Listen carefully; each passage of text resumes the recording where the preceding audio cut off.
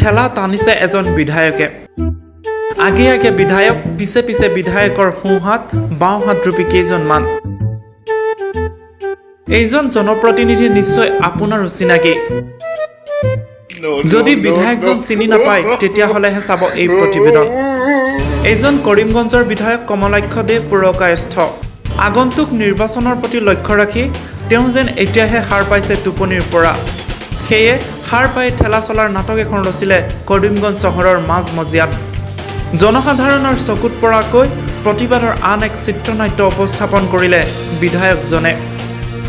বৰ্ধিত পনীয়া সোণৰ মূল্য বৃদ্ধিয়ে বিপাঙত পেলাইছে সৰ্বসাধাৰণক। শতকৰ দিশে গতি কৰা ইন্ধনৰ বাবে পেট্ৰল পাম্পলৈ যোৱাৰ আগতেই সাধাৰণ লোকে চিন্তা কৰিবলগীয়া হয়। কিন্তু এইবাৰ পৰিকল্পিত সমস্যা সৃষ্টি কৰি যেন উপলুঙা কৰিছে জনসাধাৰণক। নাটকৰ অংশস্বৰূপে এই দুজন লোকে পেট্ৰল পাম্পত ইন্ধন ভৰাবলৈ আহিছিল বাইকত। টকাৰ কৃত্ৰিম নাটনিৰে নাটকৰ পৰিচালক ৰূপী বিধায়কজন আৱিৰ্ভাৱ হ'ল পেট্ৰল পাম্পত। লগে লগে আহিল দিন হাজিৰা কৰি খোৱা লোকৰ একমাত্ৰ বিশ্বাসযোগ্য ঠেলাখন। নাটক মুকলিৰ পূৰ্বে সাজু হ'ল নাট্যদল আৰু নাটক মুকলি হ'ল মঞ্চত। আৰু দৰ্শকৰ ভিৰ পৰিল যেন পেট্ৰল পাম্প নহয়, এখন মঞ্চহে হ'ল। চিত্ৰনাট্য মুকলি হ'ল পেট্ৰল পাম্পত আৰু বিধায়কজনে পেট্ৰল পাম্পৰ পৰা ৰাজপথত উপস্থাপন কৰিলে নাটকৰ কাহিনী, য'ত কাহিনীৰ অংশ হিচাপে বাইক দুখন ঠেলাত বান্ধি ঠেলাখন আগে আগে টানি লৈ গ'ল বিধায়কজনে। আগে আগে বিধায়ক, পিছে পিছে উপভোগ কৰি গ'ল দৰ্শকৰূপী জনতাই। অৱশেষত চিত্ৰনাট্য শেষ হ'ল। নাটকৰ পিছত দৰ্শকলৈ আহ্বান জনালে অভিনেতাৰূপী বিধায়কজনে।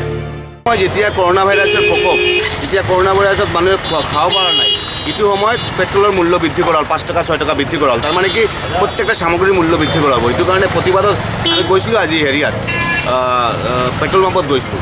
ল'ৰাকেইটাই ক'লে যে ছাৰ আমাৰ ওচৰতো টকা নাই, আমি ইমান টকা দি পেট্ৰল কিনিব নোৱাৰি, কেনেকৈ যাম? আমি ঠিক আছে, আমি খোজকাঢ়ি লৈ যাম বাৰু। সেইটো কাৰণে ঠেলাত লগাই কেনে খোজকাঢ়ি গৈ আছোঁ, কাৰণ আজিৰ দিনতো টকা নাই, মানুহৰ ওচৰত টকা নাই।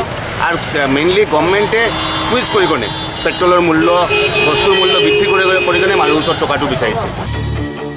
এয়া বিৰোধী কংগ্ৰেছ দলৰ পেট্ৰল ডিজেলৰ বৰ্ধিত মূল্য বৃদ্ধিৰ প্ৰতিবাদকল্পে লোৱা ৰচিত নাটকৰ সামগ্ৰিক ৰূপ।